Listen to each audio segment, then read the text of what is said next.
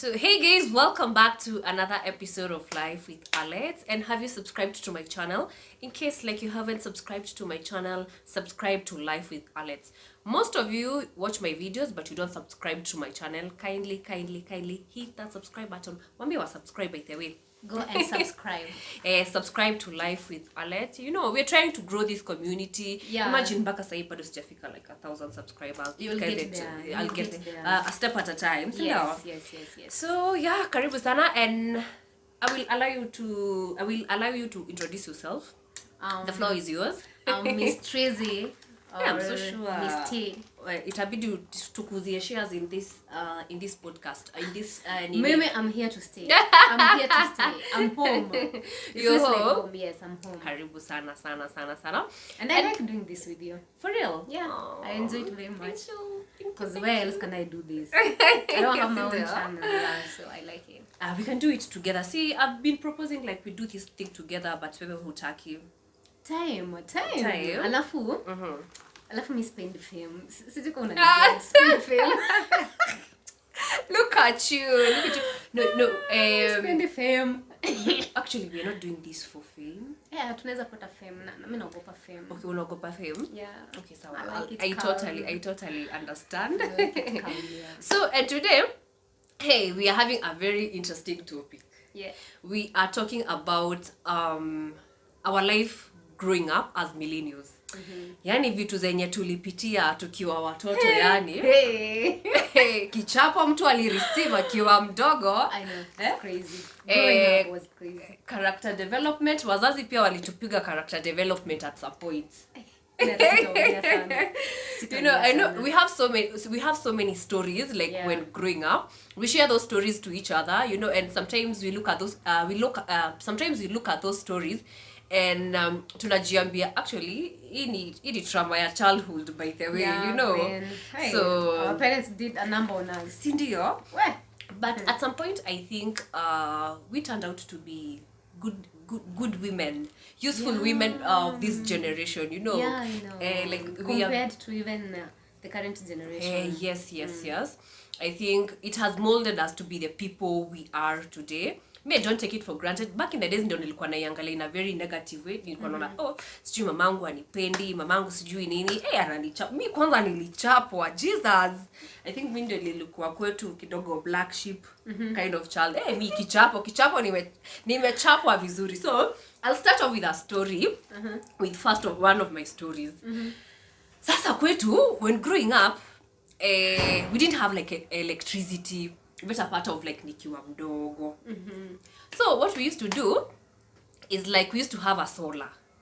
Ile solar yenye like inafaa iko na battery, so inafaa like it's like somewhere on your roof. So ina get like the from power, the sunlight the power. Alafu sasa ndio inaweza kucharge maybe for example inatupea like the electricity, inatupea tunaweza watch TV and all that. So me, I come from a very cold area. I come from Limuru. So Limuru, as much as kuna jua, Limuru bado kukuwa na baridi at some point. Unajua majani chai nini. So there are those days when like kuna jua, like ikifika jioni. So my mom used to tell us msiwatch TV sana during the day, ndio at least hata jioni news kwetu watu kwanza news sana watu wa watch news. Lakini sisi ni akina nani? So my elder sister alikuwa anapenda kuwatch. Lois alikuwa anapenda TV. So cause she was not like an outdoor kind of person. So jioni imefika, 9 inaenda kukaribia. So hata mama akifika hata fungulia TV immediately juu anajua leo kwanza venye sasa kumekuwa na baridi ni July hivi. So anajua I'm so sure kasola akakucharge vizuri during the day. So pia yeye itafika atangoja ifike maybe 8 ndio aanze kufungulia. Mimi nakwambia hata haitaona hata 15 minutes. Inaanza kuona mchele, inaitwa mchele. Na ni tule tu vitu wa black and white, inaanza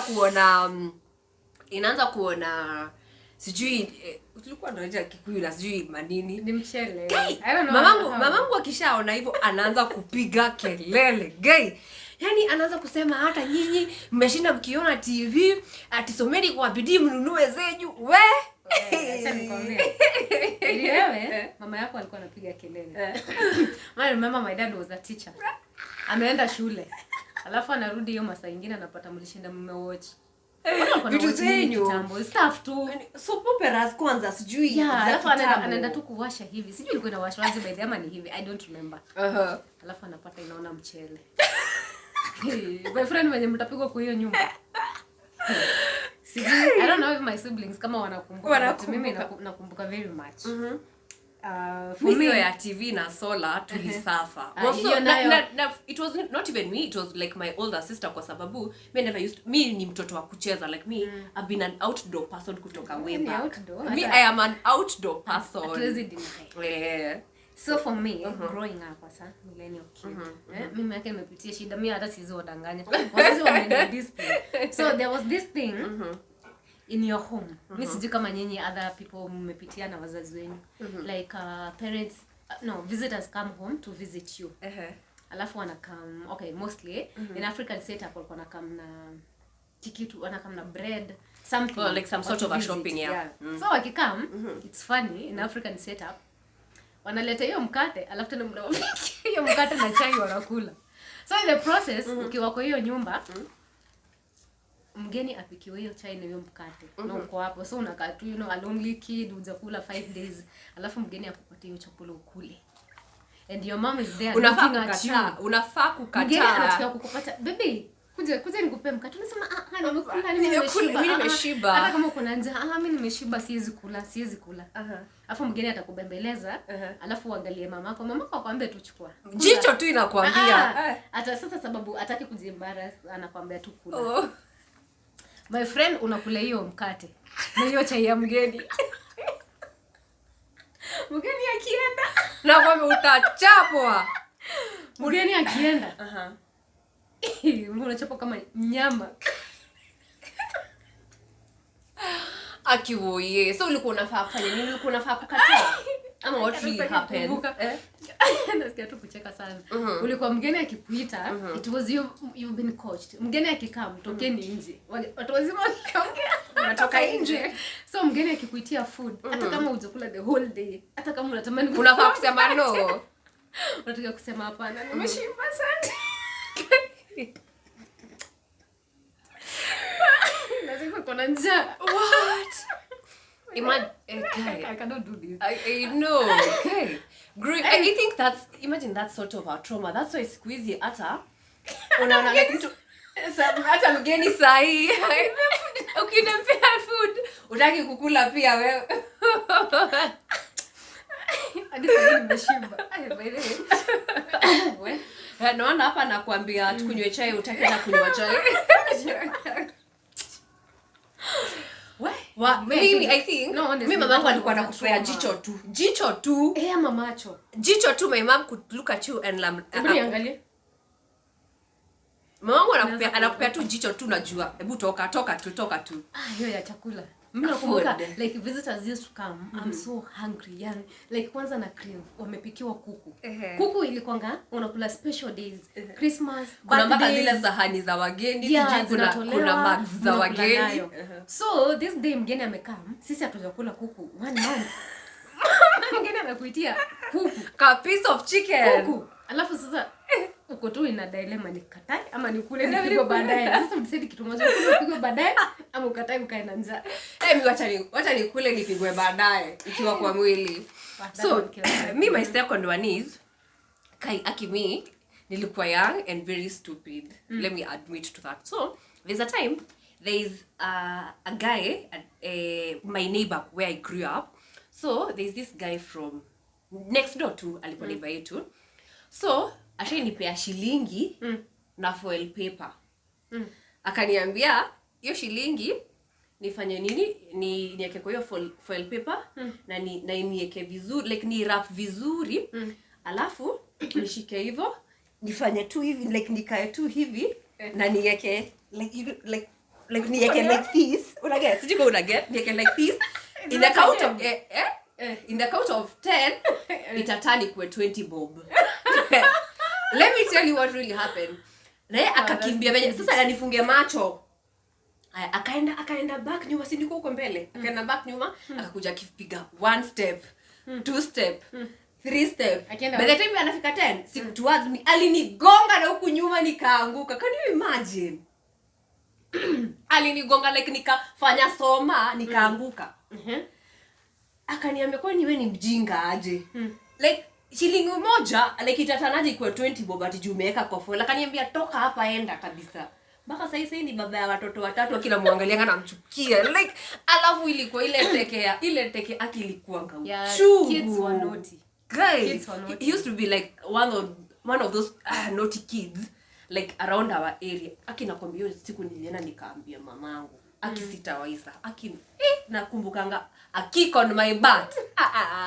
No way. For me, the second thing I remember going through as a millennial kid, my friend we suffered. Gen Z sijui nini ninaonanga tu siku hizi, you do things your own way. So there was this time you've done a mistake. Maybe you were sent somewhere. Umepoteza pesa kwa njia, umerudi ulituma mkate, umerudi na salt. Because you don't remember really ulikuwa umetuma nini. Mchezo ilikuwa imechacha. You went playing, you come back with salt. Alafu unapigwa. So ukipigwa kwa like, oh mom, please. And mostly ni mama walikuwa wanapiganga watu. But then me, I can't remember. Mimi nimechunwa na my dad. What I can remember ni kuchunwa na my dad. I think nimechapwa na mshipi once na my dad. But my dad, mamangu ndio alikuwa anafanya the discipline. So the entire time uko like, so first, unauliza umepeleka pesa wapi? You're not talking because you don't remember. Mama kwa anakuambia zilipotea. Nani disrespect. Hauongei sasa.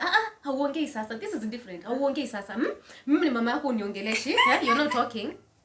Then, now because your mom is beating you, you're not talking, you decide to talk. Unajua mom, mimi nilikuwa nacheza. Now you're talking to me. You're talking back to me. Sasa like anakwambia one thing why you're not doing it, and then when you start doing it, you're being beaten. So mimi mamako mzazi unaanza kuajuna mimi mtu mzima. Unapata beating. Yeah, true.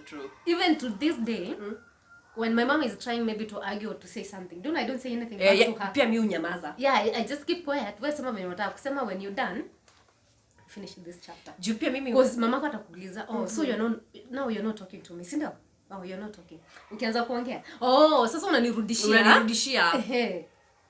So that one was like the toughest. So as a child, you don't know what to do. You talk, you're being beaten. You go quiet, you're still being beaten. Yeah, true. So pia mimi with my mom alikuwa anasema timi namrudishia sana, me, I used to be the kind of kid who stand up for myself. By the way, nikifeel nafinyiliwa, me imagine I'll just say, so my mama ananiambia, so siku hizi umemea pembe mpaka unanirudishia see the same thing I want to kujenga kanyumba kako pale kwa barabara. The same thing I want to ask you, you used to talk back to your parents? Mimi muongelesha mamangu back. No, mimi nilikuwa nasema by the way, so inakuwa ati namrudishia. Sasa wewe tuna argue na mbona tena kujenga kanyumba kangu huko kwa barabara. Wewe you had the audacity to talk back to your mom. No, but with our parents, mimi nimekuwa so vocal kutoka kitambo. Like I'm like, no, unajua, alafu our parents never used to admit to mistakes pia wao wenyewe wamefanya. Wewe uliza people out there on the comment section, wakwambia how many of them used to talk back to their parents when their parents are talking. Our parents couldn't even let us express on how you feel. Unaenda tu kuongea hivi uko shut, unapigwa hiyo mdomo, unanyamaza. Mimi nilikuwa express but nilikuwa naambiwa narudishia my mom. Yes, so and that is how it became like ati mimi niko na pembe, as my mom used to put it. Niko na pembe. These days I can see, you remember there's that friend of ours, ati the son is like 8 years old, and then mamake anamwambia kitu, and then the son is like, mom, I didn't like how you talked to me earlier. Maybe niko like, hello. But nowadays I think ni vizuri, unajua saa tulichapwa. So sahi it's vizuri like when you have a kid, have the dialogue, get to know mtoto anatoka wapi from this direction. Oh yeah. Our parents never used to kila mzazi wa kila mtu alikuwa number 1 shule, so hata ukifail unachapwa, Hakuna mzazi alikuwa anakuambia ati nilikuwa nakuja number last. Wote walikuwa wanakuja number 1, number 2, na akifail sana ako number 3. Our parents. So my next story is, there was a time my shosho came kwetu, like my shosho, so me and my sister, back in kitambo tulikuwa wadogo. My shosho so unaona venye shosho instead of pay your mom pesa, anawapea pesa. So mimi tuka happen, I think kupewa thou na sister. No, imagine thou back in the days. A G was a lot of money back in the days. Thou kulikuwa na 500 wewe. Hapana, there was 1,000 bob. There was. There was. Na 1,000 bob ilikuwa ni kama venye saini 100k sasa. Una get? 1,000 bob. Do you know tulienda kijiji mzima tukanunulia watoto snacks. Mamangu mpaka shopkeeper akakuja kwetu. Hey, akauliza nani amepea hawa watoto pesa? Guy, mamangu by the time alirudishiwa change ya 200. Na kuambia usiku bila sistangu tulichapwa. Mimi nakwambia tulikuwa na bash. To an extent mpaka shopkeeper alikuja kwetu kuuliza mamangu nani amepea hawa watoto hii pesa. Me the funny part I remember is when a visitor comes ama someone else, your auntie, your grandma na kama alafu anakupea pesa. And then your mama ako like, "Mom, unaona ile pesa ulipewa? Leta nikuwekee." Anakuomba. Anakwambia, "Mama, leta nikuwekee nunue kitu alafu nitakupatia." Si unampatia? Maybe after a week you have waited, the man has not come back. You decide to go and ask your mom, "Mom, unakumbuka ile pesa yangu nilikupatia?" Mimi niko na response how my mom used to respond to it. I don't want to remember. My mom used to ask me, "Ni zangu zenye umekula ni ngapi?" Ama ujaribu hata like maybe like ukiwa in your early 20s mamako akwambie nisaidie 3,000. Hiyo warudishange. Nisaidie 3,000 nitakurudishia. Mpe tu. Aya, ama unampea hata 5k anakuambia na unamwambia mom niko pabaya, si ile 5k ni anakuuliza zangu umekula zenye zangu umekula ni ngapi? Mimi kwanza my mom on that line. Excuse me. On that line ya zenye umekula ni ngapi? Ajije mama zenye zangu umekula ni ngapi? Na hiyo pesa utawaiona. Me at another thing I remember. Unlike my dad by the with my dad akikuomba pesa imagine atakurudishia. Lakini mamangu Achana na wao. Anajiekea zile pesa za. I remember growing up there's a discipline we had. Hii yote in most families they had. I'm telling you Alex. Umepita huko kwa barabara ukapatana na mtu mzima I mean like elderly person na grown up person. Alafu akakusalimia nisalimie. Alafu ukamsalimia hivi. Ni kama uko na madharau. Alafu mama yako akuone. Umesalimia mtu mzima hivi. Ukifika nyumbani I'm telling you be beaten. So ilikuwa ile ya heshima ukisalimia mtu I don't know if guys lazima ufanye hivi alafu ufanye hivi. It used to be there when we grew up. Unainama hivi. Did you never used to do it in school? Ungesalimia mtu mzima lazima uweke ngazi hivi. Not kwetu me I've never.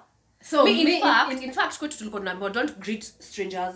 No, I mean this was in a elderly person. No, in most villages mtu mzima kukuliko, mtu older kukuliko. When you find them even right now people do it. You telling me you've never seen this? I know. Of course this is what I'm telling you. But kwetu as long as I say hi, I shake your hand, that's it. Una shake your hand aje mtu mzima unamrushia mkono. Just like that. Please, where did you grow? I don't think it's a big deal. Lazima sasa no, it was a big deal. It was a sign of respect.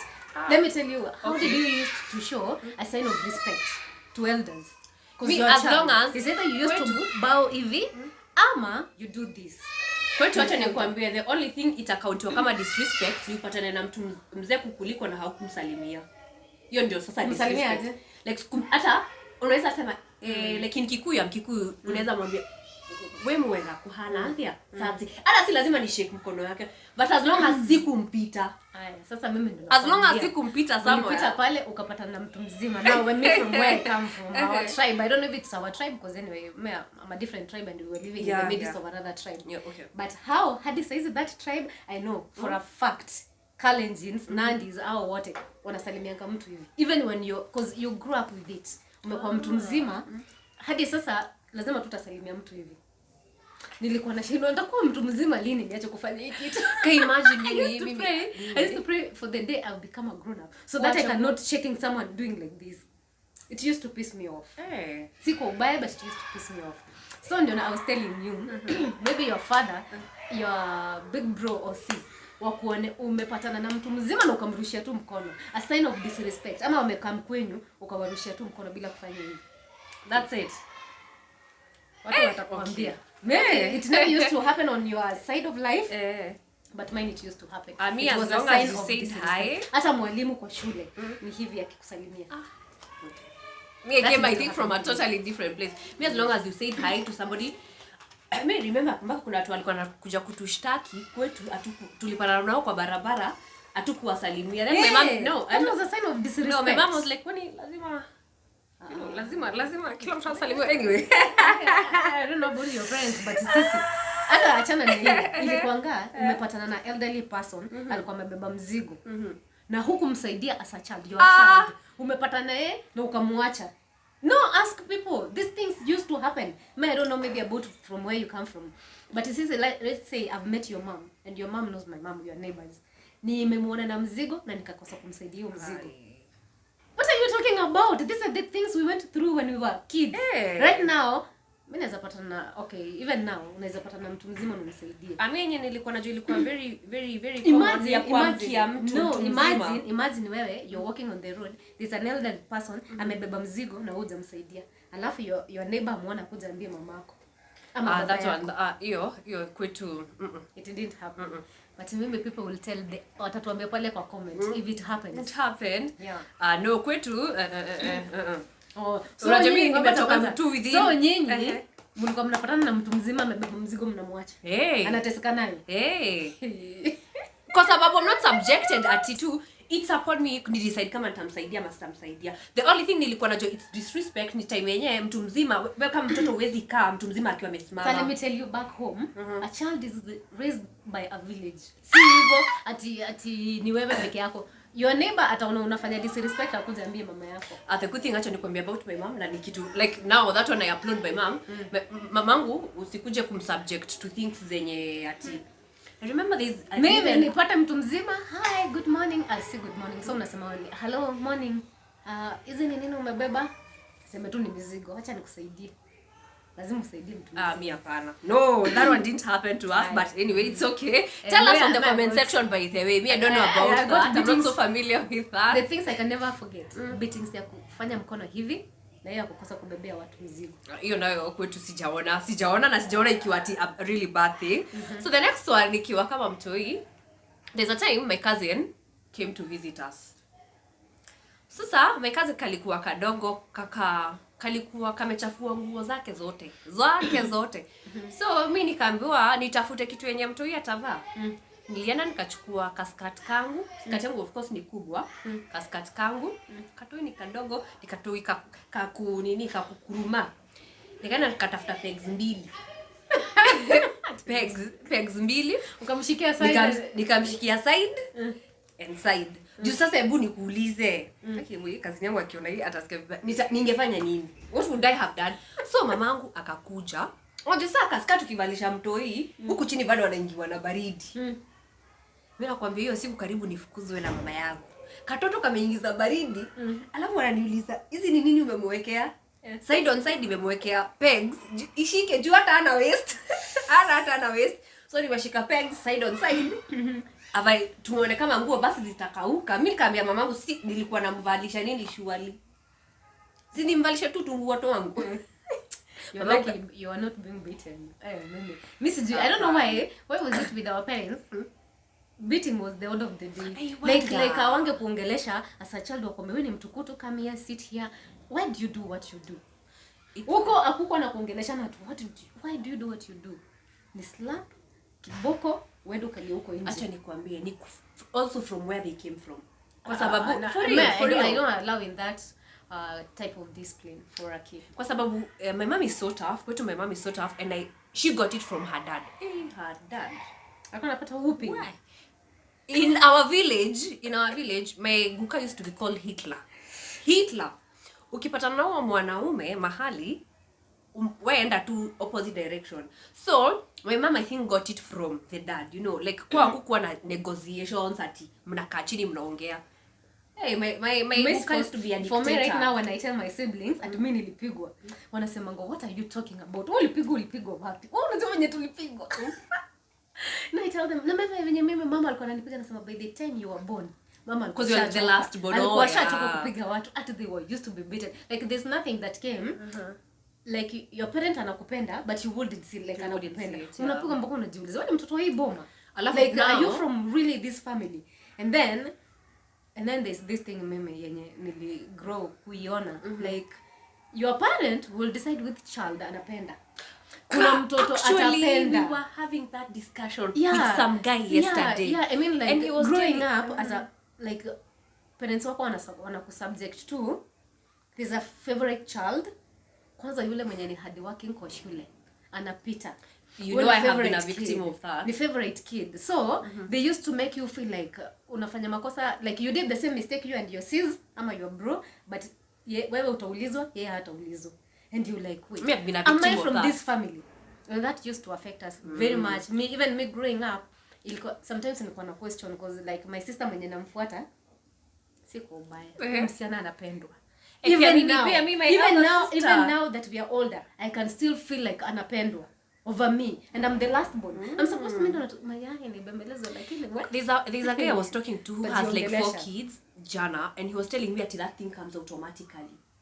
No, then I don't want to have 4 kids, so that I Like can alikuwa my child feel ananiambia otherwise. like for him anapenda the second born kuliko na akona kijana moja, like akona 3 Why? ati hajui. He can't even himself understand. Me then. But nilikuwa namwambia, do you know that thing, you know how Yeah, much it traumatized has watu. it has affected me. Nilikuwa namwambia Even me in the right long now, run, I don't have kids, but sometimes I feel like if I have to have children, I just want to have 2. Then not so many that I have to choose between my kids, which one is the favorite, which one is... I have to love my children, because then I went through this, I felt so bad, and I wouldn't want any of my child to go through experience that. this. But You you know, can't say inanifanya it's, nasikia it's, vibaya. it's about having so many kids. Kwani how many are we in our home? We're just 3. Maybe mngekuwa wawili ingekuwa otherwise, I don't know. I But really don't know. remember, hata see the brother ati ni mwenye the favorite of it's the first one, you know. Yeah, Alikuwa ananiambia it's like an automatic thing ati unajipatanga tu umependa mtoto mmoja more than the other. No, this me thing is personally, affecting it has us. affected me like negatively, like in a big way. Me too. And I think I will do better as a kid. No, I will do better as a parent to my kid. I wouldn't even want one of my kid anafu. Maybe there's a time I used to ask. Wacha siku moja tena sijawaambia. After kuteswa niko na feel nateswa when I was a child. I used to feel like niko nateswa, but if I look back, it was discipline. Yeah, it was discipline. To me, I look that, at it for those parents.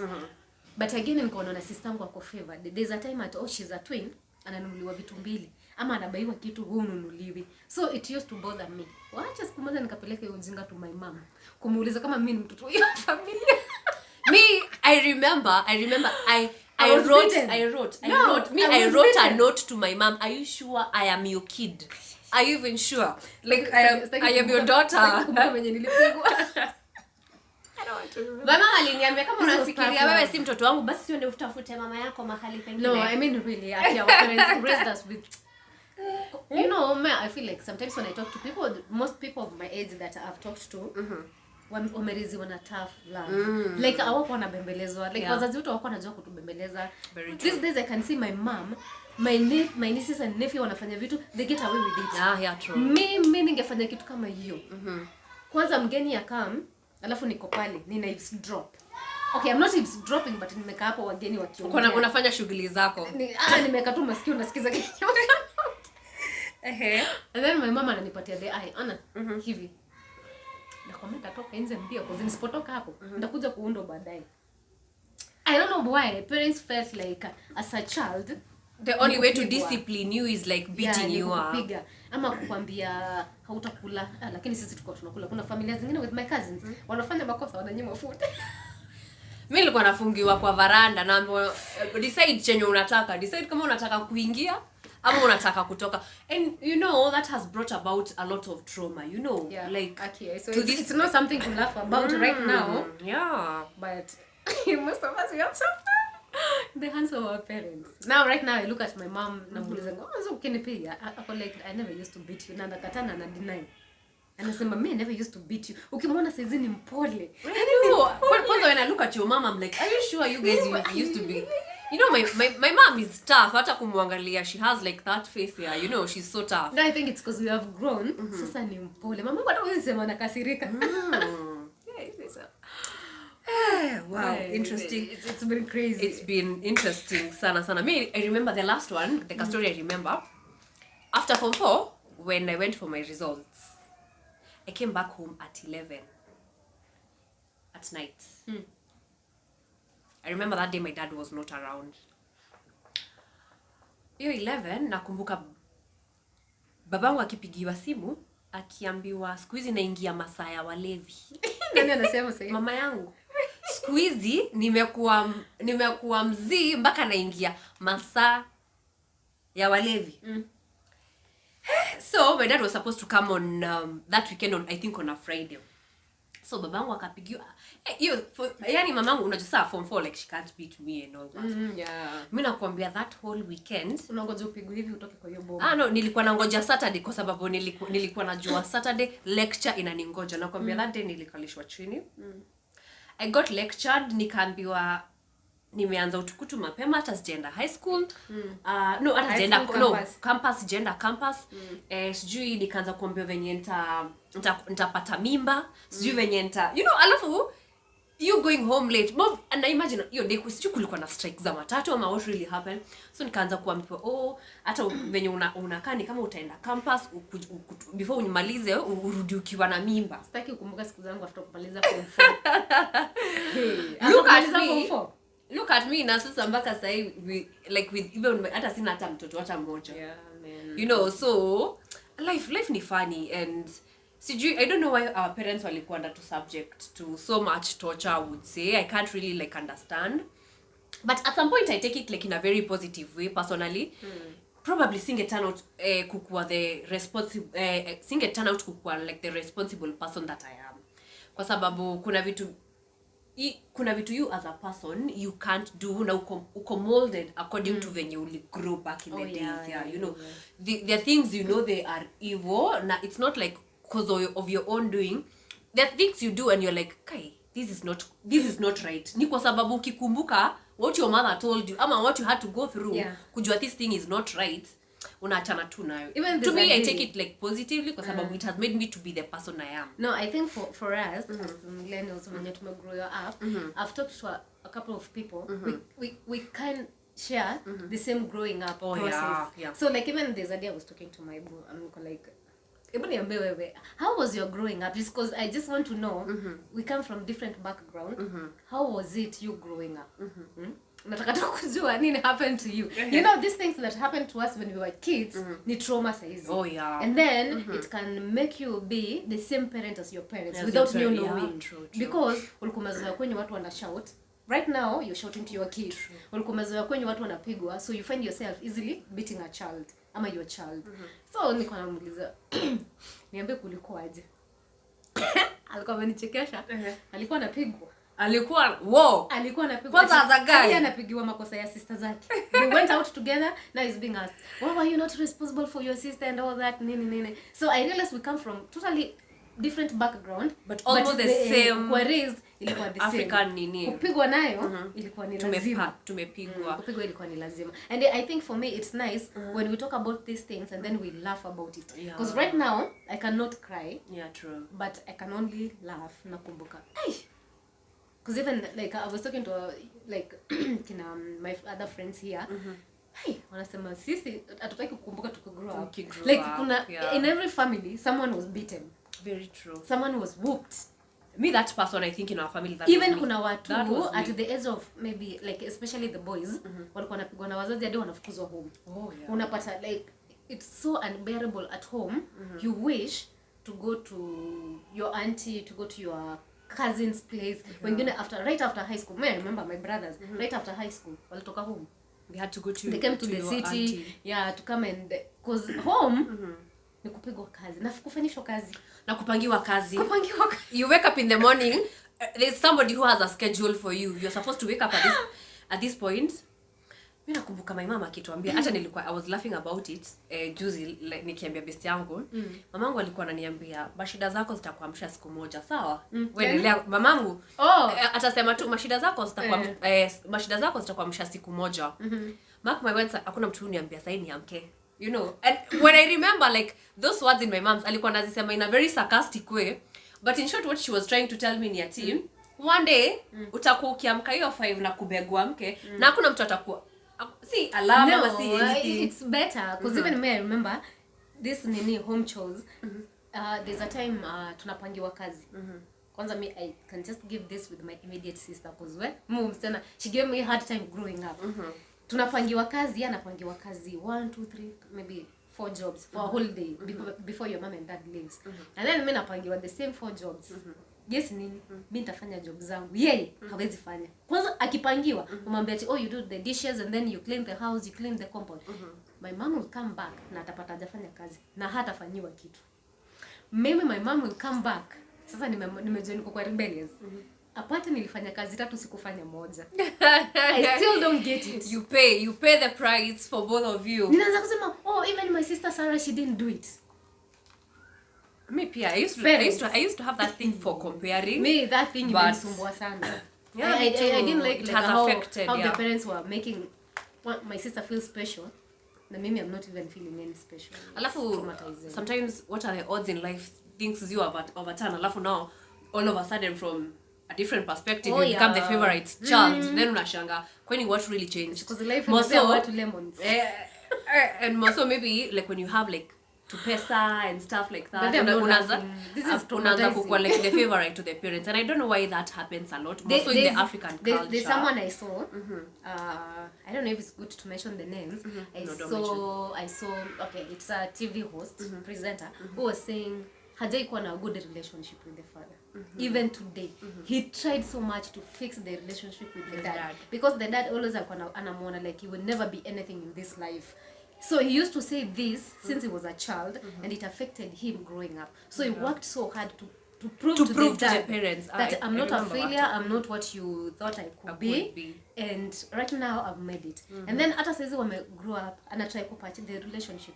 Still the father doesn't see him the same way. Like I only kama okay, I said you won't make anything in life but you've become something. Yeah. Still atamwomba pesa na hatamuongelesha mpaka the next time atamwomba pesa, which is so wrong. Yeah, I don't know why parents do that. Stop doing it to your kids. Yeah, would tell us what I know. Tell us like on the comment section what are some of those childhood like memories ama childhood stories zenye zilikuwa zinatuma uchapo. They were sad but now we can laugh about it. Yeah, we laugh about them by the way. Zenye kama ulikuwa mtukutu ulikuwa unafanyiwa nini?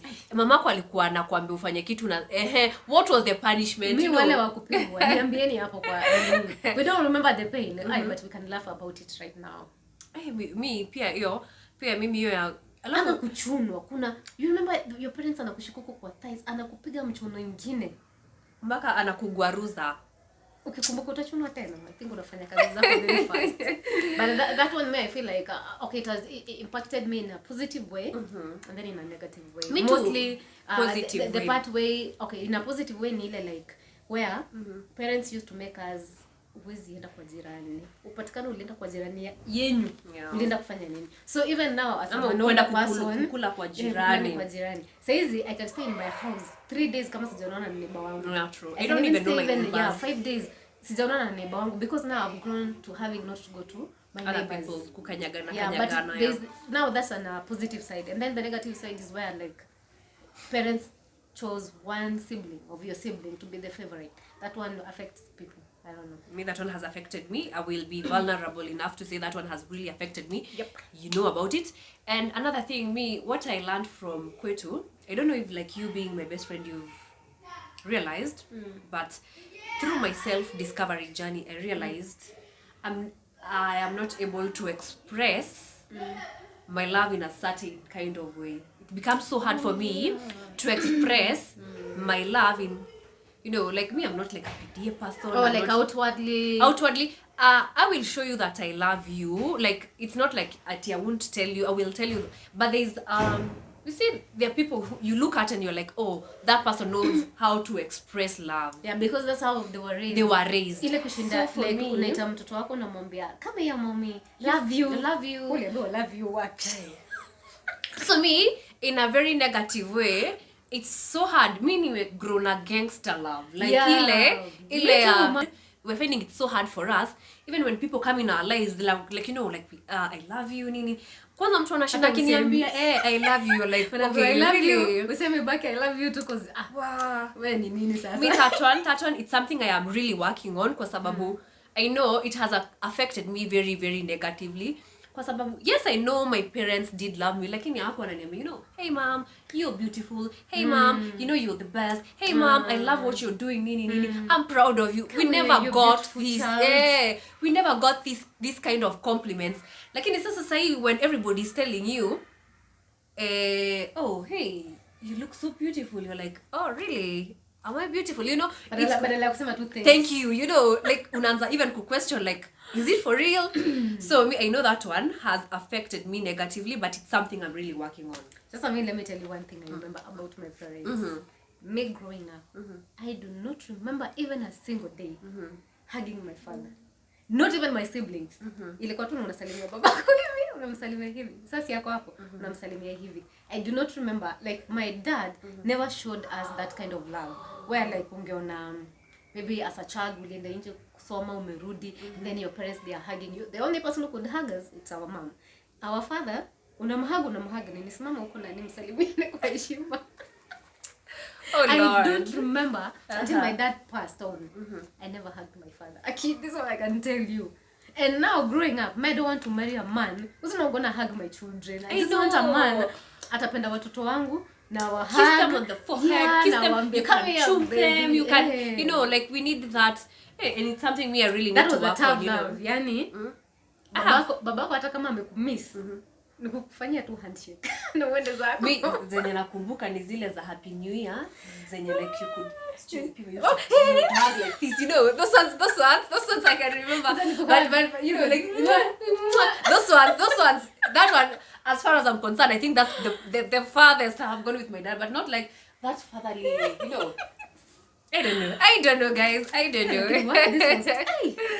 So it atukuonyeshwa mapenzi vizuri. I know. But and you it's know, so sad. no, in for most people, kuna mimi people I've talked to walionyeshwa mapenzi na wazazi wao. Oh yeah. Like walionyeshwa mapenzi walikuwa like it's not like our parents didn't love us because they took us through school nini.